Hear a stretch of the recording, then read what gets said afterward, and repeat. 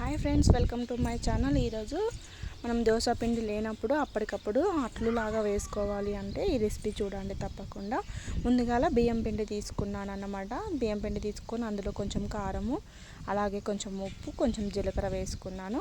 కొంచెం ఆనియన్స్ కూడా సన్న సన్నగా కట్ చేసుకున్న ఆనియన్, కొత్తిమీర ఇవన్నీ కూడా వేసుకోవాలి. కొంచెం కరివేపాకు కూడా వేసుకున్నాను. వేసుకొని ఒకసారి అన్నిటిని కూడా మిక్స్ చేసుకోవాలి. చేసుకున్న తర్వాత అందులోనే కొంచెం రాగి పిండి కూడా వేసుకున్నాను. రాగి పిండి బాగుంటుంది అన్నమాట, హెల్త్కి కూడా మంచిది కదా, అందుకే వేసుకున్నాను అన్నమాట. వేసుకొని మొత్తం కూడా వాటర్ పోసి కలుపుకొని ఒక 10 మినిట్స్ అలా పక్కకు పెట్టాను. పెట్టిన తర్వాత గ్యాస్ ఆన్ చేసి ప్యాన్ పెట్టుకొని, ప్యాన్ హీట్ ఎక్కిన తర్వాత చూసారుగా ఇట్లా హోల్స్గా ఇలా వాటర్ అనేది కొంచెం ఎక్కువనే పోసుకోవాలి. పోసుకుంటే కానీ ఇలా లూజ్గా వస్తుంది అన్నమాట.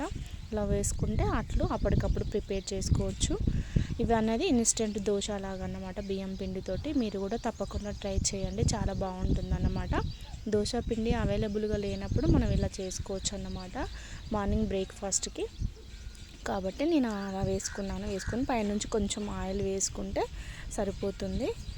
అలాగే మన ఛానల్ని ఫస్ట్ టైం చూస్తున్న వాళ్ళైతే ప్లీజ్ సబ్స్క్రైబ్ చేయండి. పక్కనే సబ్స్క్రైబ్ అనే బటన్ ఉంటుంది, దాన్ని క్లిక్ చేయండి. మన ఛానల్లో ఇంకా చాలా వీడియోస్ వస్తాయి అన్నమాట.